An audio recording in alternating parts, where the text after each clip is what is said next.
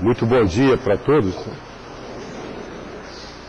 Que a paz de Jesus sempre permaneça nos nossos corações, para nós nunca perdermos a alegria de viver, em especial nesses dias bastante graves da nossa história que nós estamos vivenciando.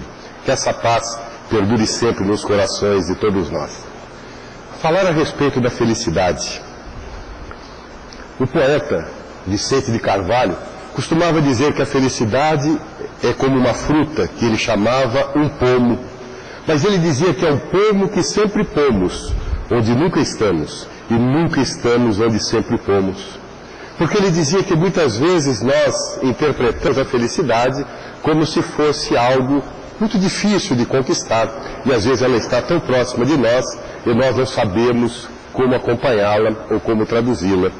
Há um amigo nosso, espírita também, ele sempre narra uma história que nos chamou a atenção, falando a respeito de um homem que era um plantador de batatas. Talvez muitos de vocês conheçam a história. Mas a história desse plantador de batatas é que ele se encontrava em uma região do sul de Minas, Uberaba aproximadamente, e certa manhã, depois de se preparar para o trabalho, ele começou a tarefa de todos os dias, pegou a enxada, começou a carpir as suas batatas, até que ele se deu conta que estava um tanto quanto cansado de executar o mesmo trabalho. Então ele fez aquele gesto tradicional, botou a enxada em pé, a mão em cima do cabo e o queixo em cima da mão. Toda vez que nós colocamos o queixo, nós nos queixamos. E ele começou a queixar-se. E começou a pensar consigo mesmo, dizendo assim: eu não aguento mais plantar batatas. Eu estou tão cansado de fazer sempre a mesma coisa. Acordo no mesmo horário, faço as mesmas coisas. Eu gostaria muito de mudar, como eu gostaria de fazer outra coisa. E ele olhou para a estrada, estava passando um ônibus.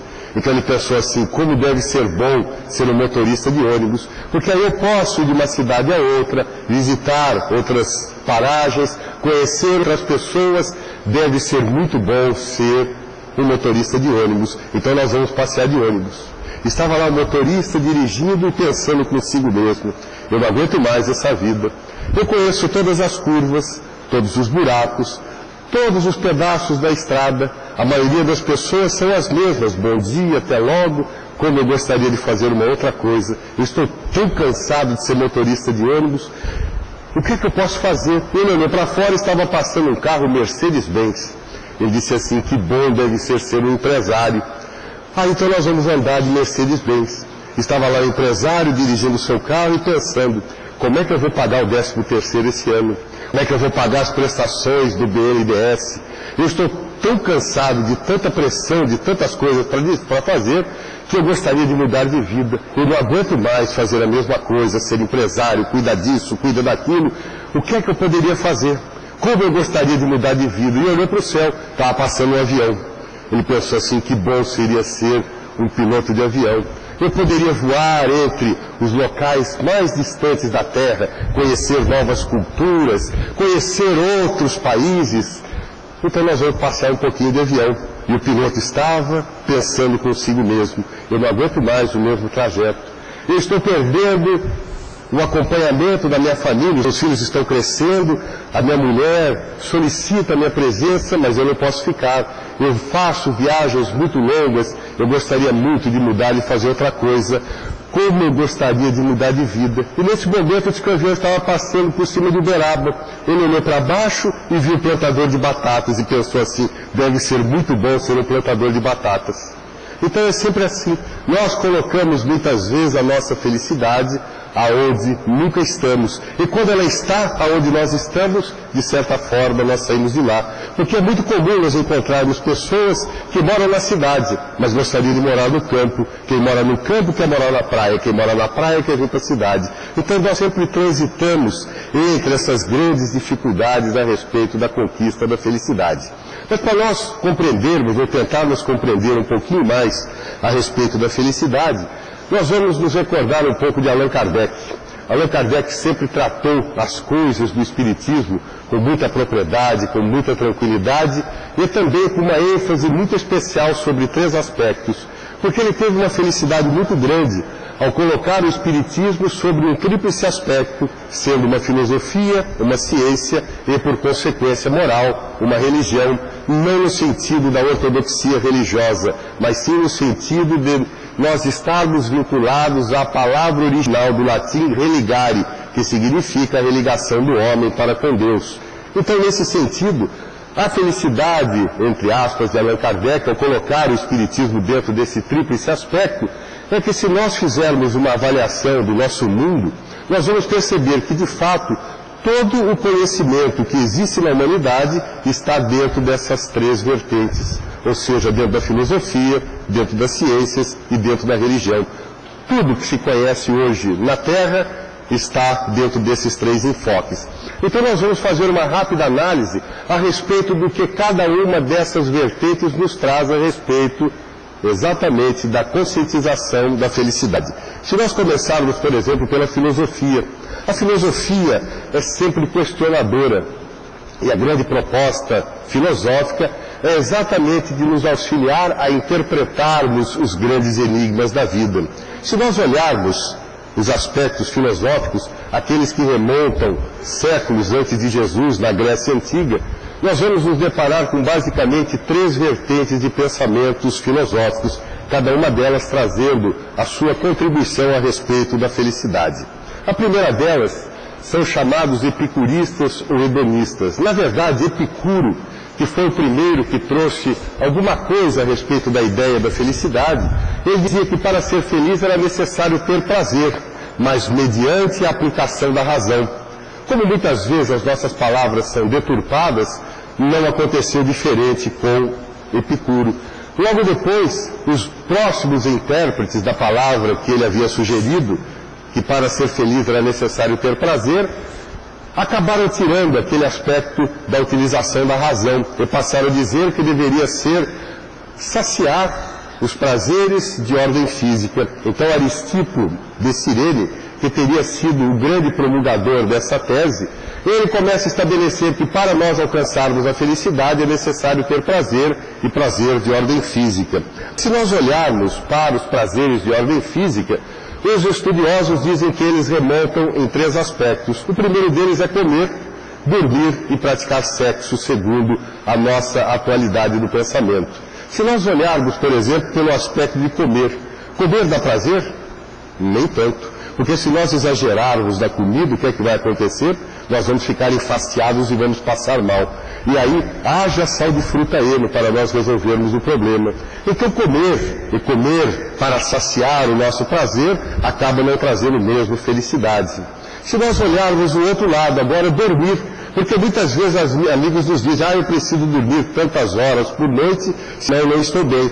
Mas se nós exagerarmos na dose do sono, o que é que vai acontecer? Nós vamos acordar abolentados, moles, sem lá muita vontade de ter o que fazer. Então dormir também em excesso não traz felicidade, traz amolentamento. A terceira parte é o chamado sexo, o prazer pelo sexo, hoje tão comum, porque nós estamos desenvolvendo a sexolatria, não a sexualidade humana. E como a maioria das vezes pessoas nos vinculamos a esses aspectos do prazer pelo sexo, nós sempre nos recordamos de uma história narrada pelo espírito Joana de Anges, quando ela fala a respeito de um momento muito grave da nossa história. Quando, no período do Império Romano, ela cita a presença de Cláudio Germânico, que também foi chamado pelo nome de Cláudio o Depravado, que ele era sucessor de Calígula e antecessor de Nero, só gente boa daquela época.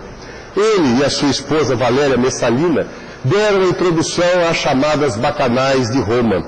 Em certa ocasião, eles resolveram realizar a maior dessas bacanais. E finda a tarefa, logo pela manhã, Cláudio aproximou-se da esposa e perguntou assim, Valéria, você está agora satisfeita? E ela disse assim, não, cansada. É o que acontece quando nós excedemos todas as coisas, nós nos cansamos mais do que isso. Então essas hipóteses epicuristas, ou também chamadas hedonistas na atualidade, em que existe até no nosso país, no Brasil, alguns hotéis chamados hedonistas, cuja proposta é exatamente a exacerbação do prazer de ordem fisiológica, nós vamos perceber que não vai trazer propriamente a felicidade. A segunda linha de raciocínio filosófico pertence aos chamados filósofos cínicos. O maior ícone dessa linha de pensadores era Diógenes. Diógenes era um homem bastante complexo, bastante complicado. Narra-se que ele costumava andar pelas ruas da cidade com um lampião à busca de um homem honesto. Se fosse hoje em alguns locais aqui do Brasil, ele ia ter que andar de lança-chamas para encontrar assim, né? Mas ele andava pelas ruas e ele tinha tanta particularidade que ele costumava dizer que para ser feliz era necessário não ter absolutamente nada. Nada era importante para trazer a felicidade. E ele mesmo morava em um casebre muito pequeno, aonde ele simplesmente se protegia das intempéries. Certa ocasião, quando Alexandre da Macedônia começou a dominar toda aquela região, ele se aproximou da cidade de Corinto, seus navios pararam diante do porto da cidade, e como ele sabia que ali morava Diógenes, a quem ele tinha uma afeição bastante grande, ele chamou o prefeito da cidade e disse assim: eu gostaria de conversar com Diógenes. Se o senhor o trouxer aqui para conversar comigo, eu não vou destruir a sua cidade. O prefeito já sabia que Diógenes era uma figura rara, uma figura difícil, mas ele tentou. E foi até o casebre conversar com ele e trouxe a proposta de Alexandre da Macedônia e recebeu a resposta que ele imaginava. Diógenes disse assim: a distância é a mesma. Se ele quiser, ele que venha conversar comigo. E o prefeito foi lá, na saia justa, responder a Alexandre.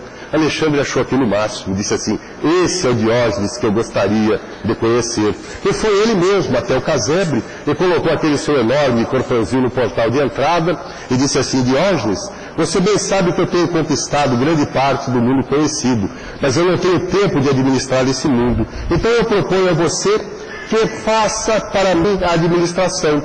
Eu conquisto, você administra. Diógenes olhou bem para ele e disse assim: não me tire a única coisa que você não pode me dar.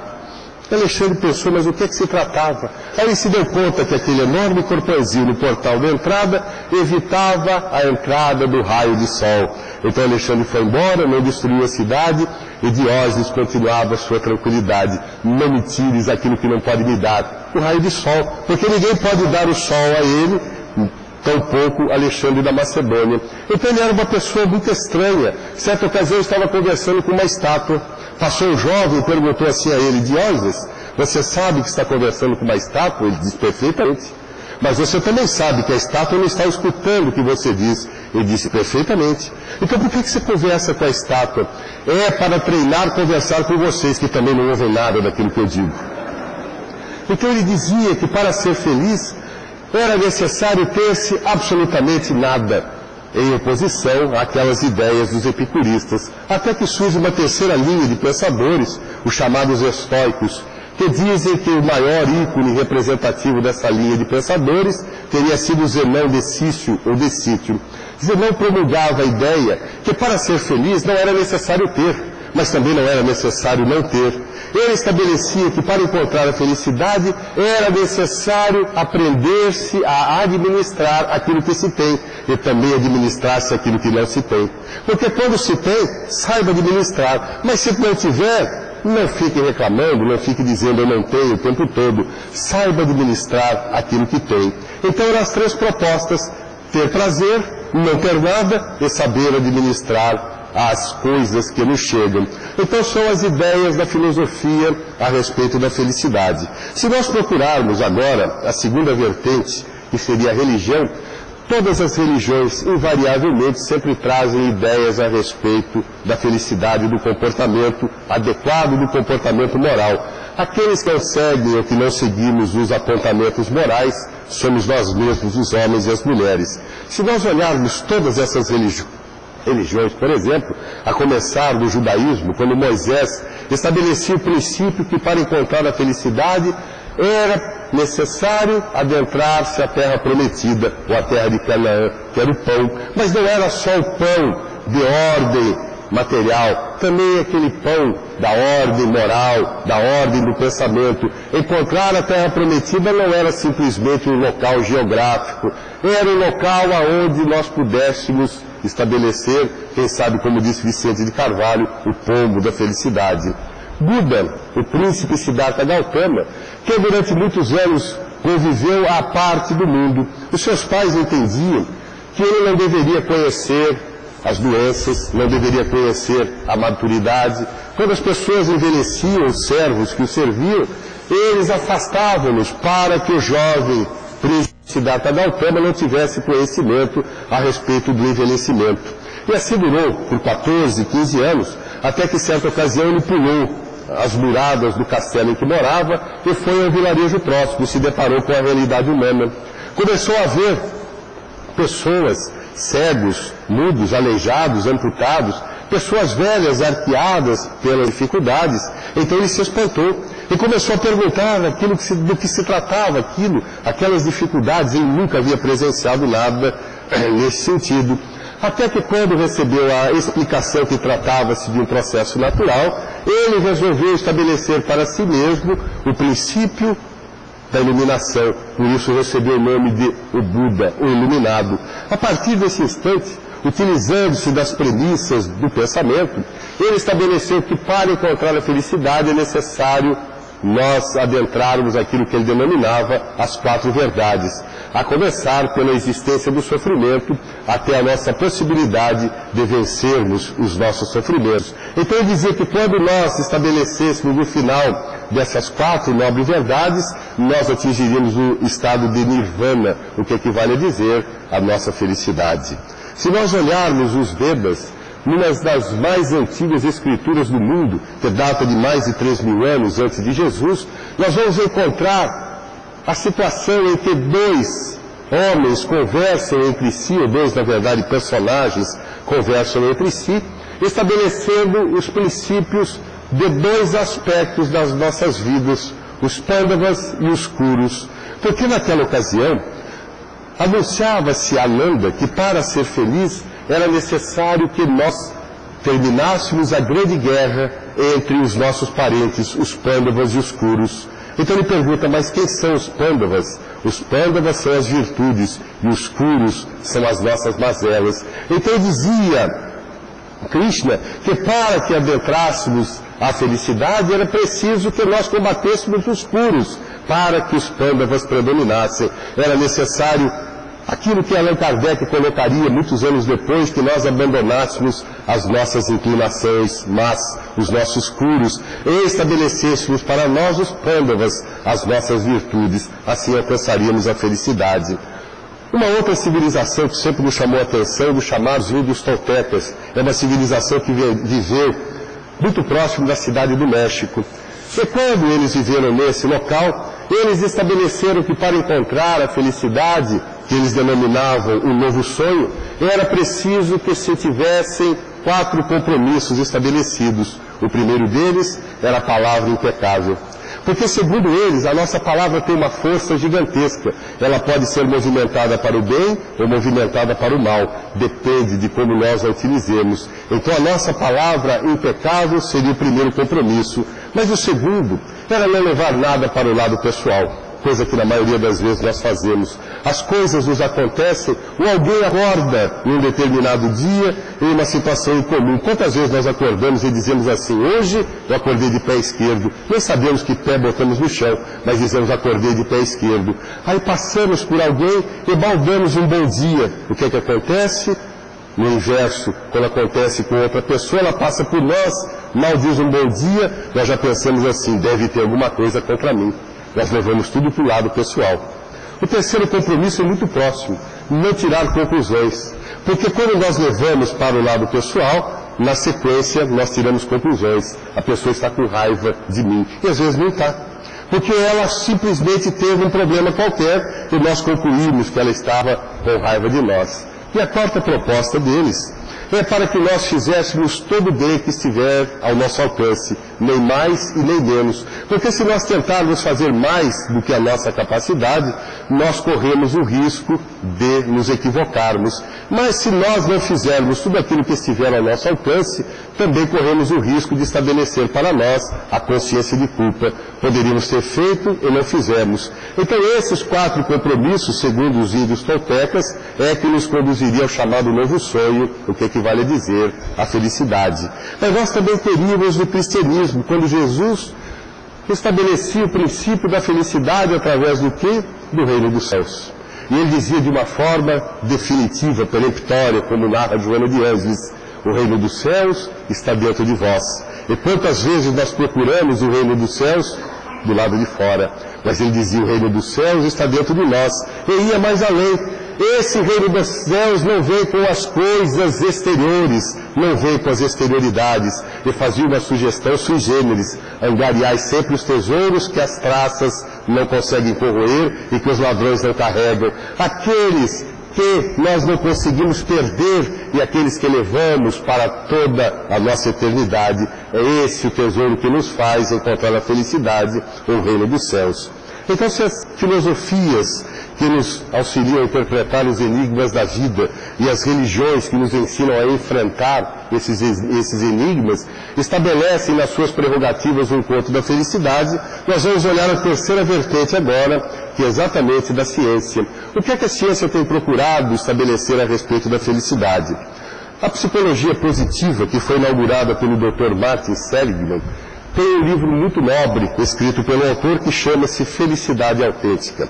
Nessa obra, o Dr. Seligman começou a procurar uma série de informações a respeito de como encontrar a felicidade. E como os norte-americanos gostam muito de estatística, de pesquisas de opinião, etc. e tal, ele começou a buscar nessas pesquisas de opinião aquilo que nos levaria ou não ao encontro da felicidade. Relata no final da obra, ele relata que alguns aspectos não nos trazem lá tanta felicidade como imaginamos. Ele diz, por exemplo, que a riqueza, que certamente traz com ela os bens materiais, tem uma relação surpreendentemente baixa com o nível de felicidade. Os ricos são, em média, apenas ligeiramente mais felizes do que os pobres. A beleza física, que como a riqueza traz uma série de vantagens, não tem muito efeito sobre a felicidade.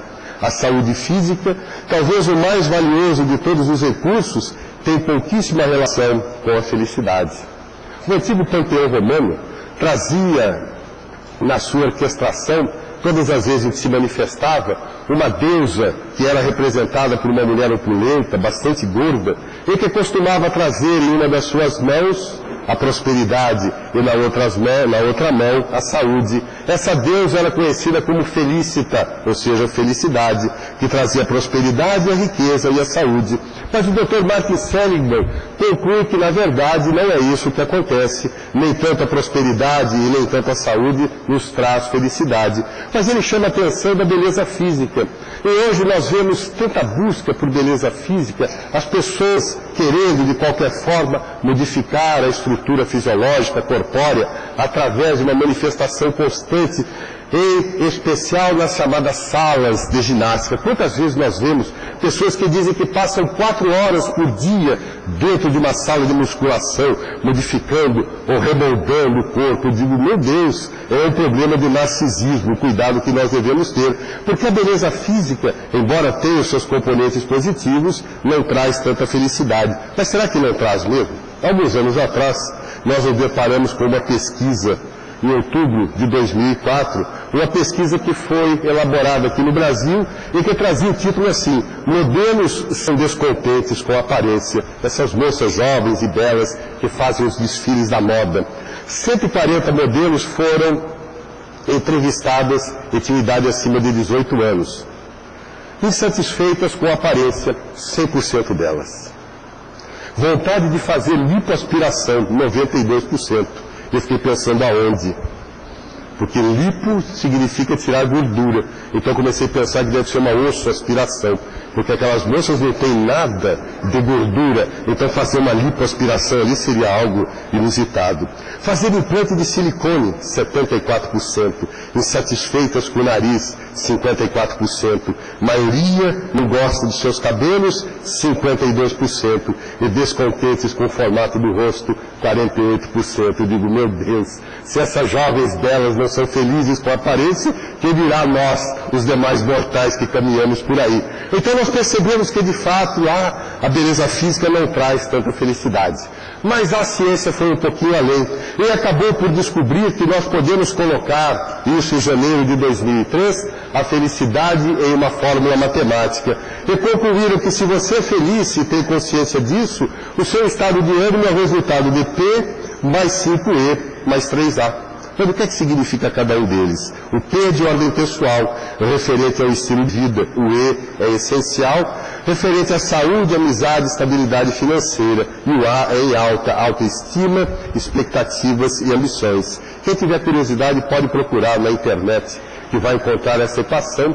Mas ali as pessoas explicam que quando se fala a respeito do estilo de vida, por exemplo, é a nossa capacidade de podermos mudar. De como é que nós enfrentamos as mudanças, porque muitas vezes as mudanças ocorrem, na maioria das vezes elas acontecem nas nossas vidas. Então essa ideia do pessoal é como nós encaramos as mudanças, se nós temos capacidade de sobreviver, entre aspas, a elas. Porque cada vez que nós mudamos parece uma morte. Parece que nós estamos morrendo diante da perspectiva de fazermos algo diferente. Quando eles falam a respeito do essencial, é a forma de como é que nós nos recuperamos, por exemplo, com relação à nossa estabilidade financeira. Porque às vezes nós estamos em uma situação financeira boa, adequada, confortável, mas vem o revés. E o que acontece? Nós passamos a ter uma instabilidade financeira. Como é que nós nos comportamos a respeito disso? E a terceira parte da autoestima é exatamente saber se nós temos a sensação de um propósito em nossas vidas. Porque a autoestima significa, então, amar-se a si mesmo, estabelecer princípios bons para as nossas próprias vidas. Então eles dizem, será que nós estamos diante de uma oportunidade redentora para nós? Será que temos capacidade, então, de termos uma sensação de propósito nas nossas vidas, para que nós não deixemos nos penetrar pelo chamado vazio existencial? Então surge aí as hipóteses da religião, da filosofia e agora da ciência, que afinal de contas ajudam-nos a desvendar os grandes mistérios da vida. Mas se nós olhamos por esses três aspectos do conhecimento, nós temos agora que passar pela ciência, pela filosofia e pela religião espírita. Então, se afinal de contas o espiritismo está sobre esses três, ou essas três vertentes do conhecimento humano, é preciso saber o que é que o espiritismo traz a respeito da felicidade, ou de como conquistar a felicidade. Na parte quarta do Livro dos Espíritos, Felicidade e Infelicidade Relativas, na questão 920, Allan Kardec questiona a espiritualidade. O homem pode gozar sobre a Terra de uma felicidade completa? E a resposta diz não, uma vez que a vida lhe foi dada como prova ou expiação. Mas depende dele amenizar os seus males e ser tão feliz quanto se pode ser sobre a Terra. É possível? Não. Jesus já dizia, a felicidade não é desse mundo. E nem pode ser do mundo que ainda detém diante dos portais das provas e das expiações em função do orgulho e do egoísmo. Então a felicidade não pode ser desse mundo, mas começa nesse mundo. Mediante o quê? O nosso empenho. A forma como nós, através de como explicam os Espíritos, amenizarmos pela nossa vontade os males que nos vão acontecer. Jesus devia dizer de uma forma muito simples, no mundo tereis sempre muitas aflições, mas lembrai-vos sempre de mim. Eu venci o mundo e não no mundo. Muitas vezes nós queremos vencer no mundo e não conseguimos vencer o mundo. Então nós podemos sim adentrarmos os aspectos da felicidade ainda nessa vida mediante o nosso próprio esforço. Mas Allan Kardec vai um pouquinho além. E na questão 922 agora pergunta à espiritualidade. A felicidade terrestre é relativa à posição de cada um. O que basta a felicidade de um, faz a infelicidade de outro. Entretanto, há uma medida de felicidade que seja comum a todos os homens? E vem então a resposta da espiritualidade a essa questão. Para a vida material é a posse do necessário. Para a vida moral é a consciência tranquila e a fé no futuro. E daí nós podemos estabelecer a chamada equação matemática da felicidade espírita. F, felicidade, é igual a PM, posse do necessário, mais CT da consciência tranquila e mais o FF da fé no futuro. Então, para nós estabelecermos os princípios da felicidade, está lá na nossa questão 922, a resposta que a espiritualidade nos fornece. Posse do necessário. Mas o que é a posse do necessário? Se nós olharmos cada uma dessas vertentes da posse do necessário, Allan Kardec já havia questionado antes, na questão 917, se existe um limite entre o supérfluo e o necessário. E a resposta da espiritualidade é que não. o limite do supérfluo e do necessário, nada tem de absoluto. Veja lá, deixa para que nós tomemos a decisão a respeito do que nós necessitamos ou daquilo que nos vai transformar em supérfluo. Ou seja, a espiritualidade, como sempre, dá asa à nossa chamada capacidade de livre agirmos, o que nós chamamos de livre-arbítrio. Ou seja, a possibilidade que nós temos, entre duas ou mais opções, tomarmos aquela decisão que melhor nos aprouver. Então nós é que vamos definir aquilo que seria o necessário e o supérfluo. Alguns anos atrás encontramos uma página na internet que nos fala a respeito dessas diferenças entre o supérfluo e o necessário, só para nós pensarmos a respeito delas. Dizia a mensagem que uns queriam um emprego melhor, outros só um emprego. Uns queriam uma refeição mais farta, outros só uma refeição. Uns queriam uma vida mais amena, outros apenas viver. Uns queriam pais mais esclarecidos, outros ter paz. Prossegue o autor, dizendo que uns queriam olhos claros, outros queriam enxergar. Uns queriam ter voz bonita, outros falar. Uns queriam silêncio, outros ouvir. Uns queriam sapato novo, outros ter pés. Uns queriam carro, outros queriam andar. Então diz o autor que uns queriam o supérfluo e outros apenas o necessário. O autor da frase é o nosso saudoso Chico Xavier. Porque o Chico soube conviver com esse aspecto do supérfluo e do necessário, sem fazer proselitismo da pobreza. O Marcel Sotomayor, que escreveu algumas obras a respeito do Chico, que inclusive serviu de base para aquele belíssimo filme que fizeram a respeito da vida desse inesquecível médium, essa antena parabólica inesquecível. O Marcel dizia, em uma das suas obras, que ele, não sendo espírita, e tendo conotações jornalísticas apenas no desenvolvimento do trabalho, ele não conseguira ainda compreender que como é que um homem que havia escrito mais de 400 livros acabou a sua vida em um quarto muito simples, muito modesto, uma cama patente e um armário de 2 portas com poucas roupas. Nós abarrotamos os nossos armários de coisas que nós sequer, na maioria das vezes, as usamos. E quando elas ficam desgastadas pelo tempo, nós resolvemos dar. É o supérfluo que muitas vezes nós temos. Então como é que nós vamos estabelecer o que é o supérfluo, o que é necessário? Alguns anos atrás nós escutamos uma lenda oriental, o Coan são sempre histórias narradas pelos orientalistas e que tem um fundamento moral dentro da hipótese. Esse Coan narra a história de uma mulher que morava em um vilarejo próximo a uma floresta. Certa vez ela resolveu adentrar a floresta junto de seu bebê de colo. Era um bebê 6 meses, 1 ano de idade aproximadamente. Quando adentrou a floresta, ela passou diante de uma gruta, diante da qual já havia passado outras tantas vezes. Mas ela, naquela ocasião, ouviu uma voz. E a voz chamava ela para dentro da gruta e dizia assim: mulher, entre aqui na gruta. Você vai encontrar os maiores tesouros da sua vida. Existem peças aqui de ouro maciço, outras cravejadas de rubis, de diamantes, das pérolas mais belas que se tem notícia. E começou aquela voz a convidá-la. Ela então resolveu ver o que é que tinha lá dentro, afinal de contas era uma fortuna, talvez incalculável. E ela começou a entrar, e a voz a convidava cada vez mais. Entre. Como ela percebeu que estava ficando escuro, foi tomada de um certo temor, a voz disse assim: não se acalente, ande mais um pouco, porque logo adiante você vai dar-se diante do portal da maior riqueza que você já viu. Ela andou mais alguns passos, viu aquele portal, entrou. Era uma sala de tesouro deslumbrante, que ela nunca havia visto nada parecido. Ela começou a olhar de fato aquelas peças de ouro, cravejadas das mais belas pedras preciosas. E a voz então começou a dizer assim: mulher, você tem o tempo para pegar aquilo que quiser, porque daqui a 5 minutos a porta vai se fechar e você nunca mais vai conseguir sair daqui.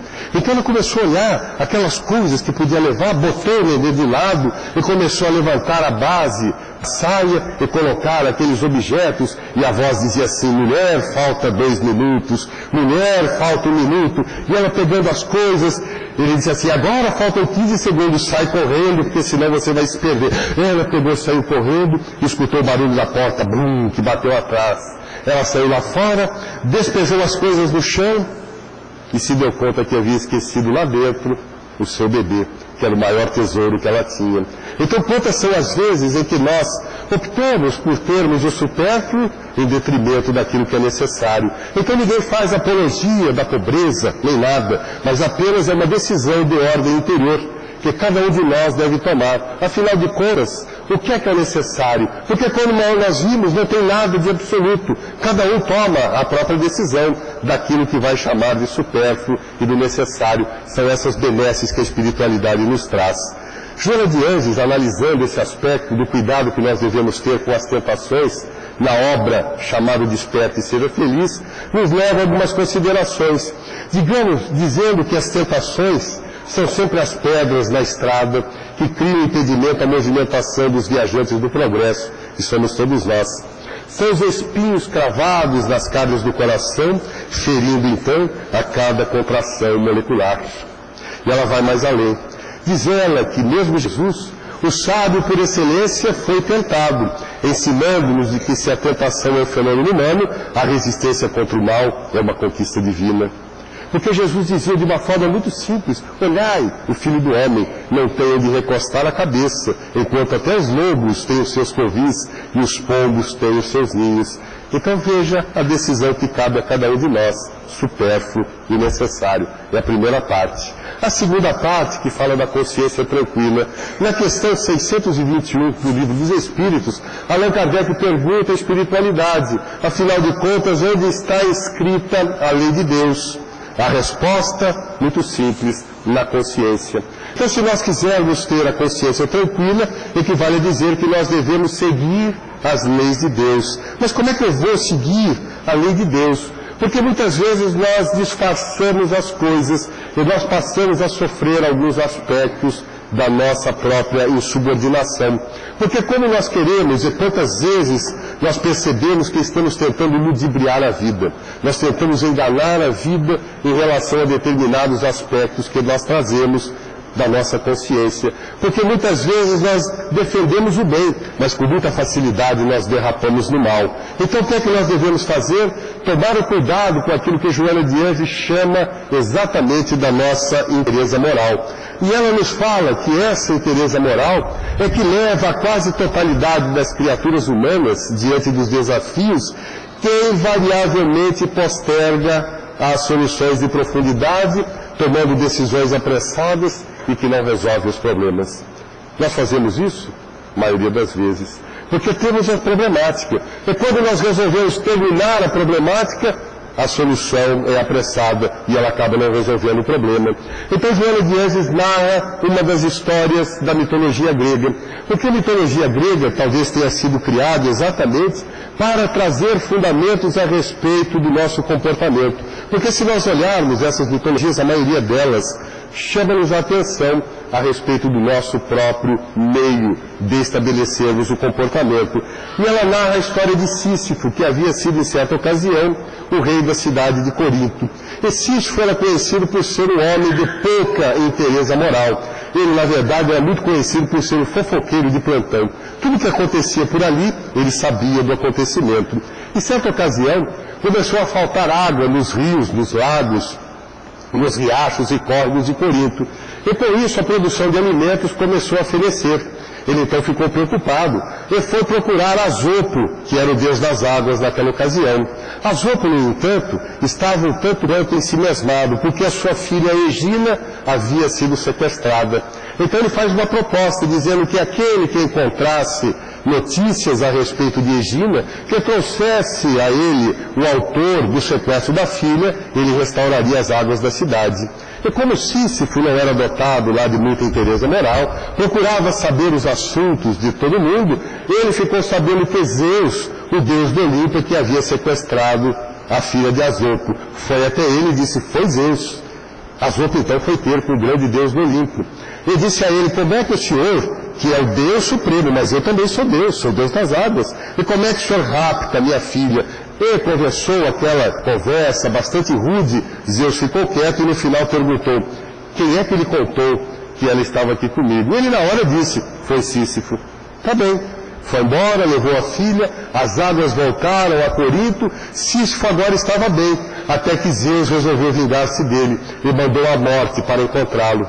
Mas como ele já tinha ficado sabendo, que era o fofoqueiro de plantão, que a morte chegaria, ele preparou uma surpresa a ela.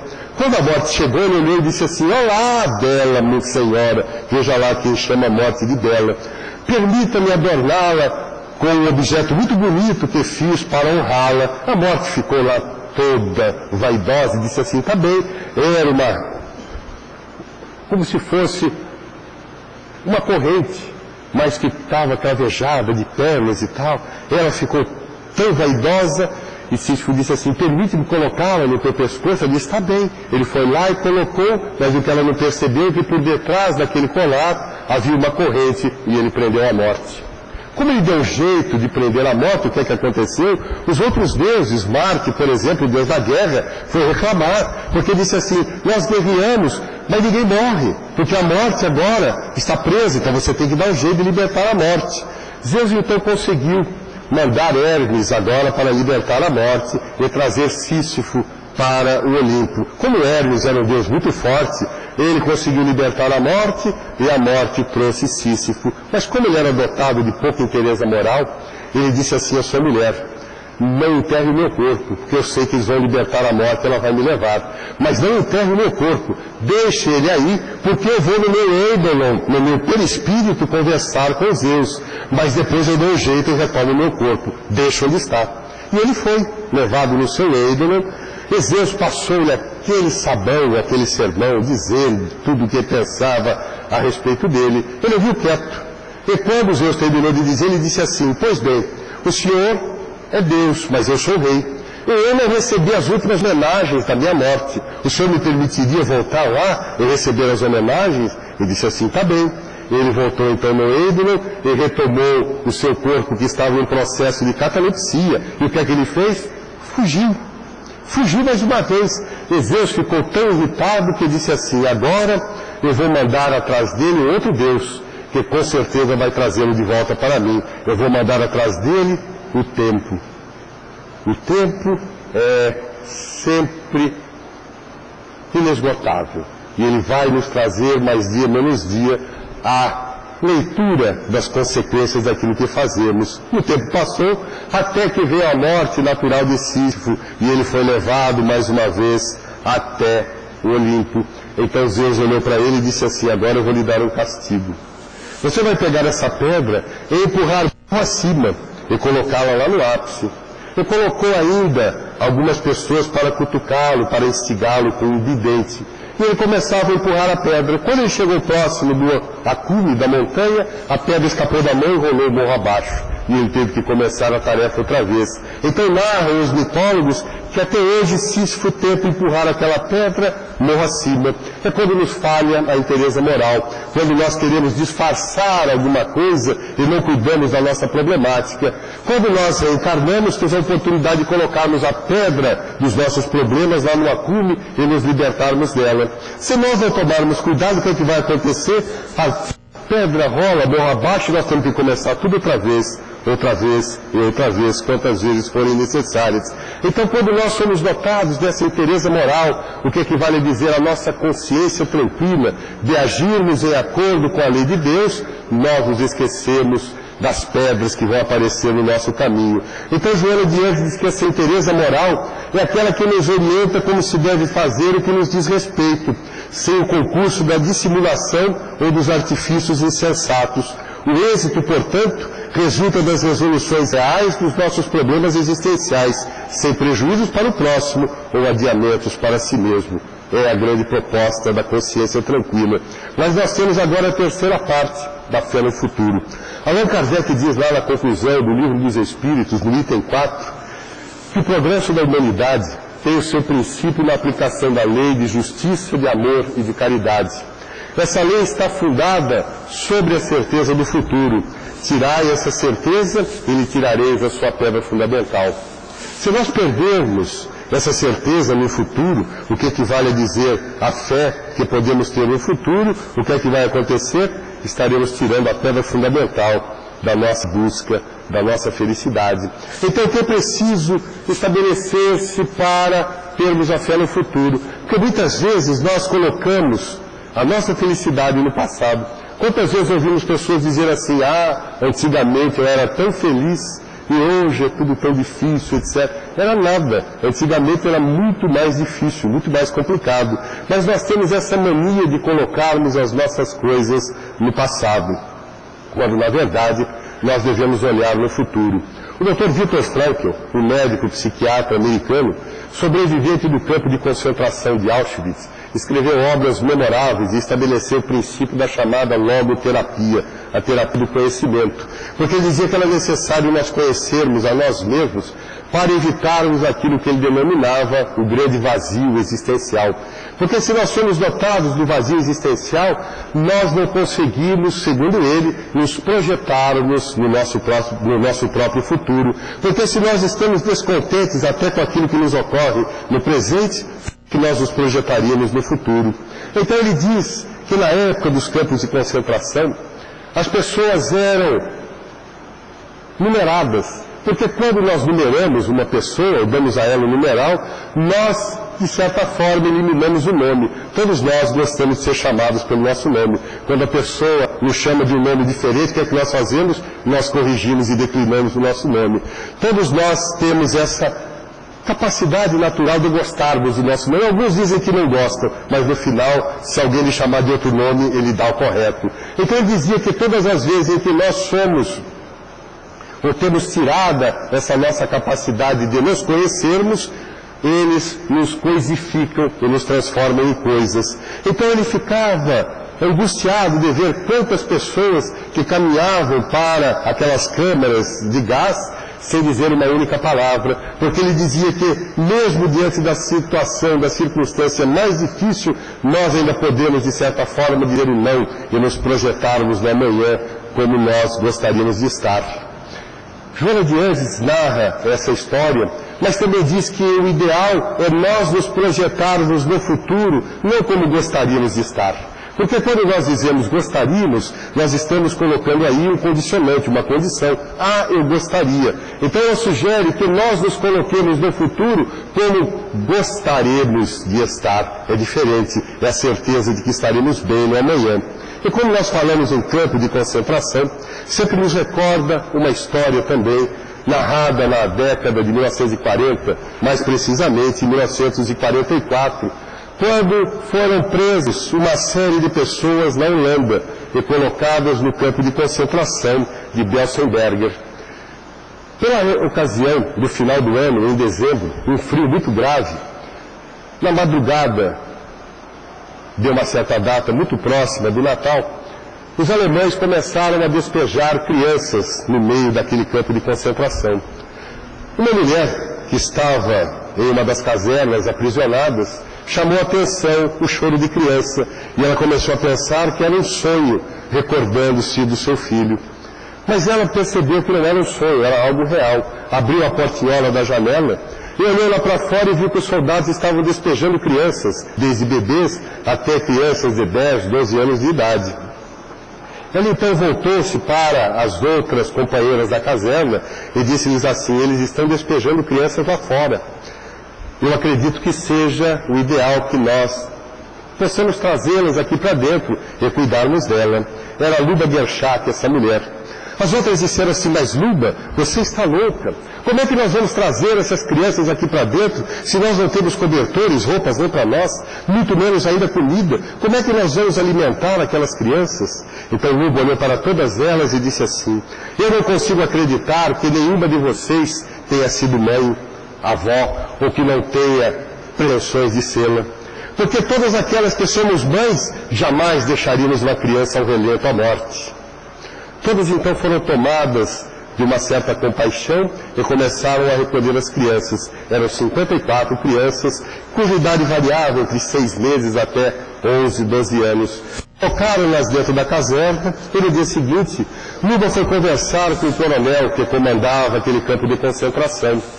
E quando ela colocou-se diante do coronel, ela disse assim: o senhor sabe? Ele disse: eu sei, que vocês recolheram aqueles judeuzinhos que estavam lá fora, que nós deixamos ali para morrer, mas não me venha pedir nada, porque eu não vou lhe dar mais ração de alimentos, mais roupas ou cobertores. Se você os acolheu, você que cuide deles. Ela então viu que havia um quadro, um retrato na mesa do coronel, com algumas crianças. Ela então tomou a iniciativa, levantou, olhou aquele quadro e colocou a mão no ombro do coronel e disse assim: mas o senhor deve ser pai, deve ser avô. Ele desferiu uma bofetada muito grande, jogou-a no chão e disse assim: mas esses são alemães, aqueles que você recolheu são judeus, se quiser você que cuide deles. Ela disse: está bem. Foi embora, com o canto da boca sangrando, humilhada por aquele coronel, mas nunca perdeu a iniciativa. E começou a procurar nas outras pessoas do campo de concentração quem pudesse dar um pouco da ração de alimentos, quem pudesse dar um pedaço da roupa, um pedaço dos cobertores, e começava a costurar, e as crianças recebiam alimento. Todas as vezes que ela chegava, todos eles se animavam e diziam: lá vem tia Luba trazendo alguma coisa de novo para nós. No dia 15 de junho de 1945, um outro caminhão entra naquele campo de concentração. Só que agora era um caminhão de soldados ingleses que estavam anunciando o final da guerra.